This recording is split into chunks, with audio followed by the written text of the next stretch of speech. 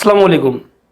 मैं हूं डॉक्टर मुश्ताक कमर और आज इंशाल्लाह हम बात करेंगे एक ऐसे मर्ज़ के मुतालिक कि जिस मर्ज़ से तकरीबन 95% लोग मुतासिर हैं और उन 95% लोगों में एक माँ के बच्चे से लेकर जवान और 80 साल के बूढ़े तक शख्स लोग जो हैं वो इसमें मुब्तला हैं। अब वो ऐसा मर्ज़ है क्या जो तमाम अमराज का सबब है? देखिए वो अब इसमें कौन कौन से अमराज हैं कि जिनका ये मर्ज सबब बनता है। सबसे पहले माथे के अमराज यानी कि माइग्रेन, नींद की कमी, एपिलेप्सी, गले के अमराज, थायराइड, टॉन्सिल्स या कफ वगैरह, छाती के अमराज, दमा, प्लेउरेसी, नमूनिया, दिल के अमराज, हाई ब्लड प्रेशर, पेट के अमराज, sugar, acidity, irritable blow syndrome, पेशाब के अमराज, माहवारी के अमराज, गुर्दों के अमराज, टांगों के अमराज, वजन में ज्यादती या फिर उसके अलावा जोड़ों के दर्द। अब ये तकरीबन इन तमाम अमराज की जड़ यानी इन अमराज की जो मां है वो है कब्ज, कॉन्स्टिपेशन, पेट का साफ न होना। ये याद रख ले, ये कहावत है कि पेट बिगड़ा तो सब कुछ बिगड़ा, पेट साफ तो बीमारी माफ। अब इसको तफसील से हम इसका जायजा लेंगे और तफसील से मैं आपको इसके मुतालिक पूरी तफसील से बताऊंगा। यहां पर मैं एक चीज वाज़ेह कर दूं कि जो शख्स ये मुकम्मल वीडियो देखकर और उस पर अमल करे, सिर्फ देखना जरूरी नहीं है, अमल करना जरूरी है। जिस शख्स ने ये मुकम्मल वीडियो देखकर और इस पर अमल किया, यकीन करें मैं दावे के साथ कह रहा हूं कि उस बंदे को, उस शख्स को कभी भी किसी डॉक्टर के पास इन बीमारियों के वजूहात की बिना पर कभी डॉक्टर के पास जाने की जरूरत पेश नहीं आएगी। ये मैं दावे के साथ कह रहा हूं। अब ये कब्ज है क्या, क्यों हुआ, इसकी वजूहात क्या हैं, इसके नुकसानात कौन कौन से हैं, इसकी अलामतें कौन कौन सी हैं और इसका इलाज क्या है, ये जब तक आप पूरा तफसील से इसको समझेंगे नहीं तो मैं समझ रहा हूं कि इस तरह बेकार, जिस तरह आजकल चल रहा है कि जो आपने कब्ज का इलाज, जी आप ये खा लीजिए, ये पी लीजिए, कब खत्म। हाँ ठीक है, खत्म हो गया कब्ज, लेकिन उस सबसे पहले समझना जरूरी है। जब तक समझेंगे नहीं बीमारी को, उस वक्त तक उस बीमारी का इलाज पॉसिबल नहीं होता। अब इसको समझने के लिए देखो, हम जो भी खाते हैं, जितना भी हम जो भी गिजा खाते हैं, उस गिजा का जितना वेस्ट प्रोडक्ट बनता है या उसका जितना फुजला बनता है, जितनी गंदगी बनती है, उस गंदगी का, उस फुजला का हमारे जिस्म से मुकम्मल अगर उसका इनखला नहीं होता तो ये कब्ज कहलाता है। दूसरे अल्फाज में कहा जाए कि अगर जिस्म के अंदर, हमारे जिस्म के अंदर फुजला का रुके रहना कब्ज है। गंदगी जिस्म के अगर किसी हिस्से पर लग जाती है तो उस हिस्से को मुतासिर कर देती है, बीमार कर देती है। अगर मुस्तकिल एक बीमारी यानी गंदगी एक जगह पर लगी रहेगी तो वो उस जगह को बीमार कर देती है, उस जगह को मुतासिर कर देती है, वहां फोड़े फुंसियां बन जाते हैं और तरह तरह की बीमारियां पैदा होना शुरू हो जाती हैं। अब इसकी वजूहात क्या है, इसकी जो यानी कि अलामतें हैं, वो कौन कौन सी अलामतें हैं कि जिसकी बिना पर इसको हम कहें कि ये कब्ज है। हमारे यहाँ एक कॉन्सेप्ट पाया जाता है और ये कॉन्सेप्ट हम बचपन से सुनते हुए आ रहे थे कि अगर कोई शख्स जो है 2 दिन तक बैतुल खला नहीं जाता, वॉशरूम नहीं जाता, तो समझ लो कि इसको कब्ज है। इसके अलावा और क्या क्या इसकी अलामतें हैं हमें नहीं मालूम, या काफी ऐसे लोग हैं जिनको मालूम नहीं है कि इसकी और कौन कौन सी अलामतें हैं। सबसे पहली इसकी अलामत कि फुजला का सख्ती के साथ निकलना और सूखा निकलना, ये कब्ज की सबसे बड़ी और पहली अलामत है। दूसरी, मुकम्मल तौर पर पेट साफ न होना। ये याद रख लो कि आप जब पेट साफ करने के लिए जाते हैं तो उस वक्त आपको अगर जोर लगाना पड़ जाए ताकत के साथ तो ये भी कब्ज है। या हमारे फुजला का निकालते वक्त कुव्वत लगाना, ताकत लगाना, ये कब्ज ही है ना।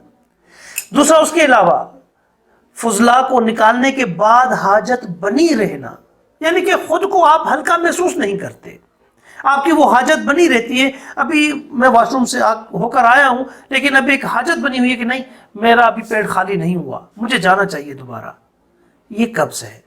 گندگی کے ساتھ چکنائی کے اجزاء کا نکلنا، یعنی کہ جو ہمارا فضلہ ہے، جو ہمارا ویسٹ پروڈکٹ ہے، اس ویسٹ پروڈکٹ کے ساتھ اگر چکنائی کے اجزاء نکل رہے ہیں تو یہ قبض ہے۔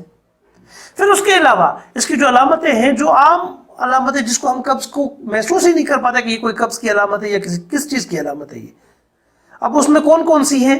چڑچڑاپن، بھاری پن، نیند کی کمی، سر درد۔ یہ اس دن آپ کے ساتھ زیادہ ہوتا ہے جس دن آپ کا پیٹ اچھی طرح صاف نہیں ہوتا۔ جس دن آپ کا پیٹ اچھی طرح صاف ہو جاتا ہے اس دن آپ کا جسم تر و تازہ ہوتا ہے، آپ اپنے آپ کو ہلکا محسوس ہوتا ہے، اپنا آپ کہ میں آج ہلکا ہوا ہوں، بہت زیادہ ہلکا ہوں۔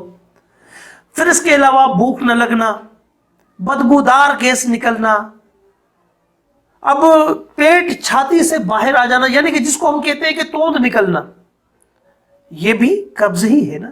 قبض ہے تو توند نکلی ہے نا، اگر قبض نہ ہوتا تو توند کیوں نکلتی؟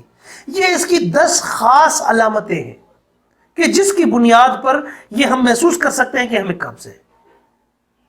ہمارے جسم سے گندگی یعنی کہ جو ویسٹ پروڈکٹ ہے اچھی طرح اگر اس کا انخلا نہیں ہوتا یعنی کہ ہمیں قبض ہو چکا ہے۔ اب اس کے اسباب کیا ہیں، اس کی وجوہات کیا ہیں کہ یہ قبض ہوا کیوں؟ اب پہلے علامتیں آ گئیں، اب اس کے اسباب پر آ جاتے ہیں، پھر اس کے بعد اس کا علاج آئے گا انشاءاللہ۔ دیکھو اس میں سب سے پہلی وجہ کھانے پینے میں جلد بازی کرنا۔ جب آپ جلد بازی کرتے ہیں، کھانا پینا سٹکتے ہیں تو قبض پیدا ہو جاتا ہے۔ اب وہ اس کی میں آپ کو سمجھاؤں کہ یہ اس طرح قبض کیسے پیدا ہوتا ہے، کیوں ہوتا ہے۔ دیکھو اگر آپ نے جو آپ غذا لے رہے ہیں اس غذا کو آپ اپنے منہ میں چبائیں، 32 بار کم سے کم آپ اس کو اندر چبائیں، اس کو کیما بنائیں۔ کیما بنا کر جب آپ کا اندر آپ کی غذا جائے گی تو وہ آسانی کے ساتھ آپ کی غذا ہضم ہو جاتی ہے۔ ہماری غذا کا ہضم جو ہے یہ 4 جگہوں پر ہوتا ہے، ہمارے جسم میں 4 جگہوں پر غذا ہضم ہوتی ہے۔ میں پوری ڈیٹیل میں نہیں جانا چاہتا لیکن ایک سراسری آپ کو بتا رہا ہوں کہ 4 جگہوں پر ہماری غذا ہضم ہوتی ہے۔ اس کا جو پہلا ہضم ہے وہ ہے ہمارا معدہ اور آنتے۔ اب یہ ہمارے معدے اور آنتے میں جب ہماری غذا جاتی ہے، اگر آپ نے سٹک لیا، صرف آپ نے اس کو چبایا نہیں، تو ہمارے پیٹ کو، ہمارے معدے کو دانتوں کا کام کرنا پڑتا ہے۔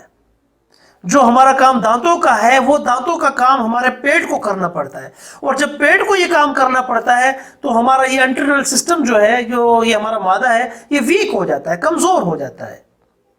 پھر اس کے علاوہ قبض پیدا کرنے والے کھانے، اب یہ قبض پیدا کرنے والے کھانے کون سے ہیں یہ آگے چل کر میں آپ کو اس کی بھی ڈیٹیل دے رہا ہوں انشاءاللہ۔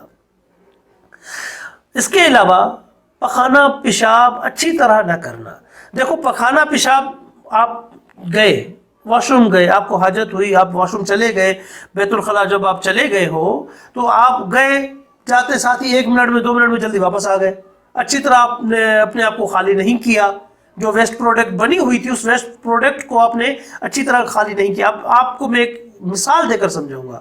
آپ کے گھر میں ڈسٹ بن رکھی ہوئی ہے، اگر آپ اس ڈسٹ بن کو اچھی طرح صاف نہیں کرتے تو وہ ڈسٹ بن میں آپ دوبارہ کچرا ڈالیں گے، پھینک دیں گے، تیسری بار ڈالیں گے، پھینک دیں گے، تو آپ نے دیکھا کہ آپ کے ڈسٹ بن کے اندر وہ کچرا جمتا جائے گا، آہستہ آہستہ وہ کچرا جمتا جائے گا، تو وہ قبض ہے۔ یہ قبض پیدا کرنے کے اسباب ہیں یہ۔ پھر اس کے علاوہ نیند پوری نہ کرنا، لگاتار پریشان رہنا یا ڈپریشن میں لگاتار رہنا یا بلا وجہ زیادہ سوچتے رہنا، یہ قبض کی وجوہات بنتی ہیں۔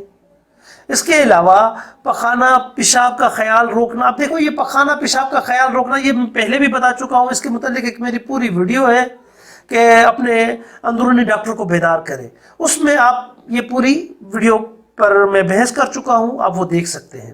اس کو میں تھوڑی سی آپ ڈیٹیل دے رہا ہوں یہاں پر کہ جب آپ کو حاجت کا کوئی خیال آتا ہے، کہ جیسے کہ بیت الخلاء کا خیال آ گیا، اس وقت ہم کسی میٹنگ میں بیٹھے ہوئے ہیں، ہم نہیں جا سکتے، یا ہم ڈرائیونگ کر رہے ہیں، ہم نہیں جا سکتے، یا بچے ہیں اسکول میں بیٹھے ہوئے ہیں، کلاس میں بیٹھے ہوئے ہیں، پیریڈ چل رہا ہے، نہیں جا سکتے، تو اس صورت میں قبض بڑھ جاتا ہے۔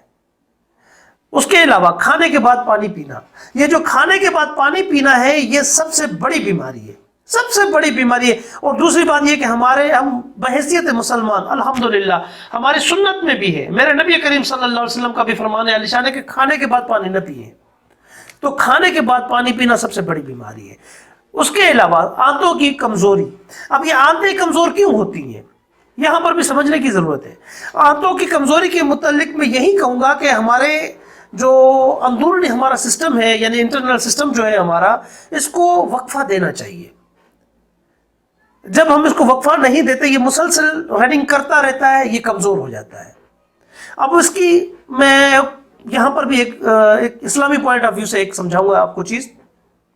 دیکھیں ہم مسلمان ہیں، اللہ رب العزت نے ہمارے اوپر کتنے لاتعداد احسانات کیے ہیں. میرے نبی کریم صلی اللہ علیہ وسلم کے ہمارے اوپر احسانات ہیں کہ روزے جو ہے جس کو ہم بہت بڑا بھاری سمجھتے ہیں اپنے اوپر، لیکن یہ روزے رکھنا دراصل ہمیں بیماریوں سے بچانا ہے.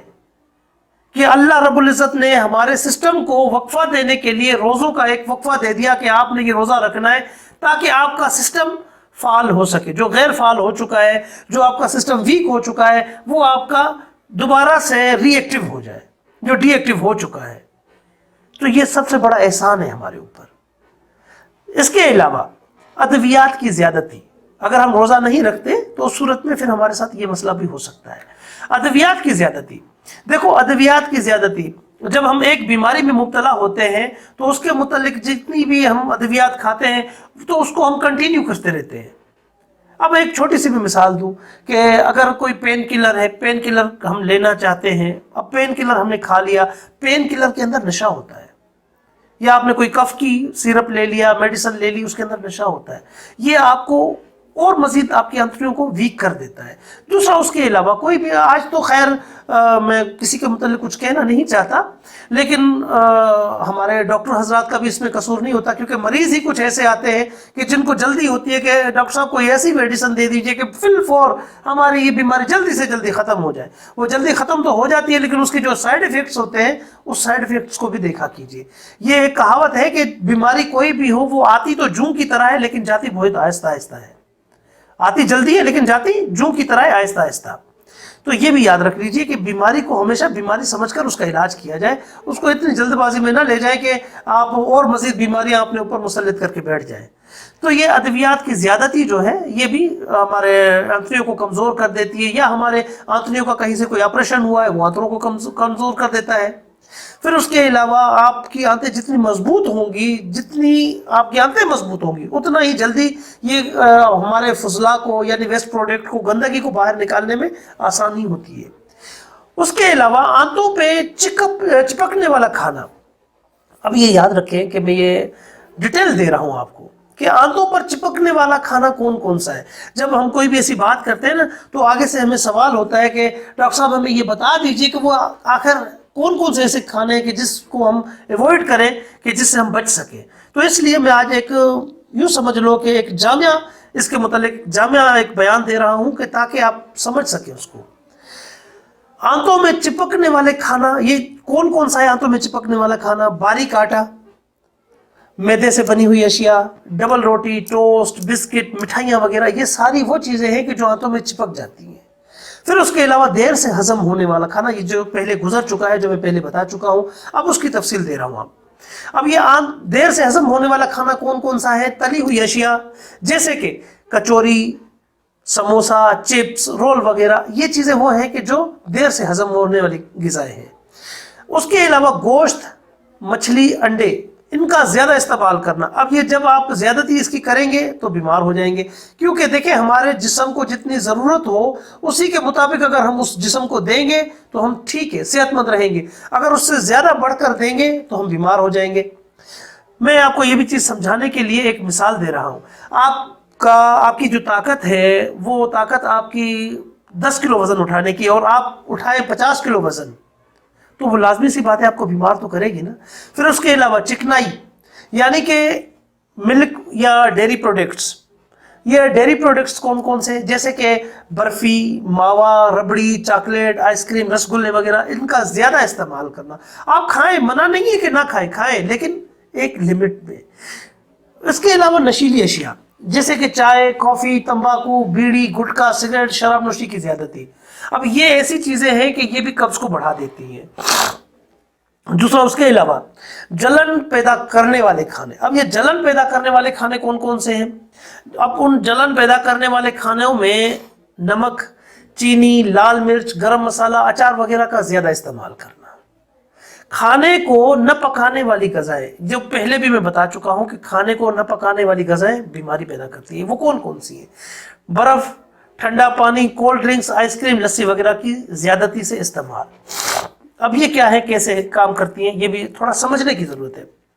دیکھیں، جب ہم کوئی غذا کھاتے ہیں تو ہمارا نظام ہضم ورکنگ کرنا شروع کر دیتا ہے. اس وقت اگر آپ پیٹ پر ہاتھ لگائیں گے آپ کو پیٹ گرم محسوس ہوگا. اگر اس دوران آپ نے اس کے اندر لسی ڈال دی، ٹھنڈا پانی ڈال دیا، کولڈ ڈرنکس ڈال دی، آئس کریم ڈال دی، تو وہ آپ کے نظام ہضم کو سست کر دیتا ہے، کمزور کر دیتا ہے. اس بنا پر وہ آپ کا کھانا پچتا نہیں ہے، وہ آپ کا کھانا تیرتا رہتا ہے اور وہ کھانا پھر سڑتا ہے، اس سے گیس بنتی ہے. اور یہی سب سے بڑی وجوہات ہوتی ہیں بیماری کی. یا پھر ضرورت سے زیادہ کھانا کھانا. اب اتنی ضرورت نہیں ہوتی، جتنا ہم کھانا زیادہ کھا لیتے ہیں تو اس سے بیماری بڑھتی ہے. ہمیشہ یہ ایک اصول ہے، جب تک آپ کو زیادہ بھوک نہ لگے اس وقت تک کھانا نہ کھاؤ. دوسرا اس کے علاوہ الکلائن کھانے کے بجائے تیزابی کھانے کھانا. اب یہاں پر یہ بہت سے ایسے سوال آتے ہیں کہ جی ہمیں یہ بتایا جائے کہ الکلائن کھانے کون سے ہیں، تیزابی کھانے کون سے ہیں، تاکہ ہم ایوائڈ کر سکیں. الکلائن کھانوں میں سے یعنی کہ جیسے کہ الکلائن کھانے جو ہے اس میں تازہ پھل، کچی کھانے والی سبزیاں، کیونکہ ان کے اندر جو ہے یہ زندہ وٹامنز ہوتے ہیں، انرل انزائم اور رفع زیادہ ہوتے ہیں، اور یہ قبض کو دور کرتے ہیں، یعنی یہ جھاڑو کا کام کرتے ہیں. اس کا کم استعمال کرنے میں آپ کے اندر قبض پیدا ہوتا ہے. پھر اس کے علاوہ گیس پیدا کرنے والی غذائیں. اب گیس پیدا کرنے والی غذائیں کون کون سی ہیں؟ ہر قسم کی دالیں، دال کوئی بھی ہو گیس پیدا کرے گی. بیسن یا پھر میدے کا زیادہ استعمال کرنا یہ گیس پیدا کر دیتا ہے. یہ جتنی بھی غذائیں ہضم نہیں ہوتی اور یہ فوراً گیس پیدا کر دیتی ہیں اور اندر یہ چپک جاتی ہیں، ہماری بڑی آنت سے، چھوٹی آنت سے یہ چپک جاتی ہیں. چپکنے سے کیا ہوتا ہے کہ سڑان پیدا کرتی ہیں، یہ پھر یہ گیس پیدا کرتی ہیں. یہ جتنی بھی غذائیں ہیں اگر ہم اپنی غذا کو درست کر لیتے ہیں نا تو یہ یاد رکھ لو کہ ہم کب سے خود کو بچا سکتے ہیں. غذا کو درست کر لو، کب سے خود بچ جاؤ گے آپ. اس کے علاوہ بار بار کھانا کھانا. آپ کو بھوک نہیں ہے، آپ بار بار کھانا کھاتے جا رہے ہیں، کوئی بھی چیز دیکھ لی بار بار کھانا کھانا شروع کر دیا، نہ بھوک کے، بنا بھوک کے وہ ہم کھانا کھاتے رہتے ہیں. پھر بغیر چبائے جلدی جلدی کھانا کھانا، جیسے کہ میں پہلے بھی بتا چکا ہوں کہ بغیر چبائے اگر آپ جلدی جلدی کھانا کھائیں گے تو وہ آپ کے انٹرنل سسٹم کو اس کا کیا نقصان ہو سکتا ہے. کہ یہی وجہ ہے کہ جو ہماری بیماریوں کو جو ہے پیدا کر دیتا ہے، ہمارے نظام ہضم کو درہم برہم کر دیتا ہے. اسی لیے میں بار بار کہہ رہا ہوں کہ بھائی آپ علاج سے بہتر احتیاط ہے، احتیاط کریں، آپ کو علاج کروانے کی ضرورت نہیں پڑے گی. اب اس کا علاج کیا ہے؟ دیکھو، اللہ نے ہر بیماری کو ختم کرنے کے لیے پہلے ہی علاج پیدا کر دیا ہے. ایسا نہیں ہے کہ علاج نہیں ہے، علاج پہلے ہی موجود ہے، لیکن کرنے کی زحمت کون کرے. اور دوسری بات یہ ہے کہ اتنی محنت کون کرے. ڈاکٹر بیٹھے ہوئے ہیں نا، وہ کس لیے ہے؟ اسی لیے تو ہے ڈاکٹر کہ ان کے پاس بھاگو، پیسہ خرچ کرو، وقت جو ہے اپنا ضائع کرو، پریشان الگ، دوسروں خود بھی پریشان، گھر والوں کو بھی پریشان کرو. تو اسی میں آج کل ہم خوش ہوتے ہیں. اب اس کا علاج کیا ہے؟ علاج آملہ کا رس. آملہ استعمال کرنے سے ایک تو پیٹ اچھی طرح صاف ہو جاتی ہے، اور دوسرا اس کے علاوہ بلغم وغیرہ اگر ہو تو وہ بھی نکل جاتی ہے. بیل گری یا بیل پھل کا رس. بیل پھل کا رس پینے سے پیٹ اچھی طرح صاف ہو جاتا ہے، اور اس سے کیا ہوتا ہے کہ اگر گندگی کوئی جمی ہوئی ہوتی ہے تو وہ بھی اس کو اکھیڑ دیتا ہے. بیل گری کا رس. کریلے کا رس یہ اتنا بہترین ہے کہ یہ آدھے گھنٹے کے اندر اندر آپ کا پیٹ صاف کر دیتا ہے. آپ چھوٹے چھوٹے ایک کریلا لیں، اس کا چھوٹے چھوٹے ٹکڑے کر کے آدھا گلاس پانی میں گرینڈ کر کے اور اس کا رس پلائیں اور وہ پی لیں، آدھے گھنٹے کے اندر اندر آپ کا پیٹ صاف. ہری پتیوں کا رس، یعنی کہ جیسے کہ پالک، پودینہ، دھنیا وغیرہ. اب ان ہری پتیوں کا جو رس ہوتا ہے یہ پوری ایلیمنٹری کینال کو صاف کر دیتی ہیں. یہ پتیوں کا رس آپ اس کو معمولی نہ سمجھیں, یہ بہت فائدہ مند چیز ہے, اور یہ آپ کا ایک تو پوری ایلیمنٹری کینال کو صاف کر دیتی ہے, دوسرا آپ کے وزن کو کم کر دیتی ہے, بہت جلد آپ کا وزن کم کر دیتی ہے یہ. اس کے علاوہ جلاب ہم لیتے نہیں ہیں. اگر جلاب لیا جائے, آپ 6 مہینے میں ایک بار بھی جلاب لیں گے نا, تو آپ کی آنتڑیاں بالکل صاف ہو جائیں گی. آپ جو ہے اسپغول, 1 چمچ اسپغول, اگر آپ اسپغول کا چھلکا, اسپغول کی بھوسی بھی جسے کہا جاتا ہے, 1 گلاس پانی میں بھگو کر رکھیں. صبح پانی جو ہے وہ آپ نہار منہ پئیں, یا اس کے علاوہ انجیر کھائیں, منکا, کشمش, یہ چیزیں جو ہے یہ پیٹ کو صاف کرنے والی غذائیں ہیں.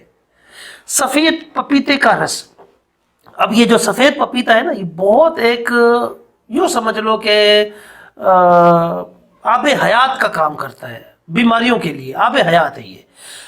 آپ سفید پیٹھے کا رس جو ہے, پیٹھے میں ایک کچھ ایسی اجزاء ہوتی ہیں جو پیٹ کو اچھی طرح پیٹ کی صفائی کر دیتی ہیں.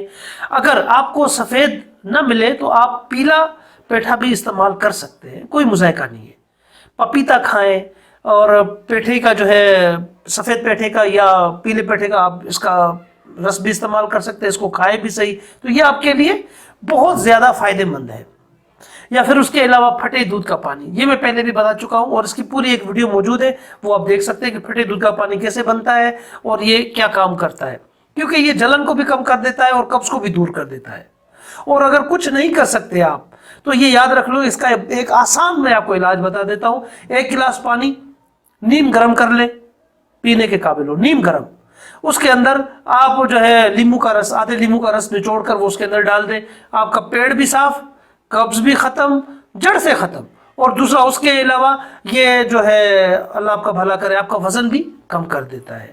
اگر دیکھو, اگر قبض جڑ سے ختم کرنا چاہتے ہیں تو یہ یاد رکھ لیں, کبھی قبض نہ ہو تو اس کے لیے آپ الکلائن کھانے زیادہ استعمال کریں. یعنی کہ جیسے کہ تازہ پھل, پپیتا, امرود, انگور اور تربوز, بھی وغیرہ, یہ جو ہے بھی بہت ایک جس کو امرت جل بھی کہا جاتا ہے, جنت کا پھل بھی کہا جاتا ہے. تو یہ چیزیں آپ کھائیں, کیونکہ یہ یاد رکھ لیں کہ کھانے میں اگر ہم 80% الکلائن اور 20% پکا ہوا کھانا کھائیں تو کبھی بھی قبض نہیں ہوگا, کبھی ہم بیمار نہیں ہوں گے. ہم نے پورا ڈیپینڈ جو ہے وہ پکے ہوئے کھانے پر رکھا ہوا ہے. الکلائن کھانوں کو ہم نے چھوڑ دیا. اب الکلائن کھانے کون کون سے وہ میں نے آپ کو بتا دیے ہیں. پھر اس کے علاوہ جو آپ کا باہری علاج ہے کہ ہم قبض کے لیے باہری کون سا علاج کریں, تو اس کے لیے ایک ہم لگاتے ہیں مٹی پٹی. یہ آپ کی اسکرین کے اوپر بھی چل رہی ہوگی مٹی پٹی, تو یہ مٹی پٹی بھی لگا سکتے ہیں آپ. یا پھر ٹھنڈے پانی کا تولیہ, کیونکہ یہ آنکھ جو ہے جب ٹھنڈی ہوگی نا تو خود بخود اس سے چپکی ہوئی جو بھی جتنا بھی فضلہ چپکا ہوا ہوتا ہے وہ سارا چپکا ہوا فضلہ اس سے نکل جاتا ہے. تو یہ آپ اگر 10-15 منٹ تک لگا کر رکھتے ہیں تو یہ آپ کی بڑی آنکھ ٹھنڈی ہو جاتی ہے, چھوٹی آنکھ بھی ٹھنڈی ہو جاتی ہے. تو یہ جمی ہوئی جتنی بھی آپ کا فضلہ جمع ہوا ہے, گندگی جمی ہوئی ہے, تو اس کو اکھیڑ کر یہ باہر کر دیتا ہے. تو یہ آپ اس کا علاج کریں, انشاءاللہ کبھی آپ کو ڈاکٹر کے پاس جانے کی ضرورت پیش نہیں آئے گی.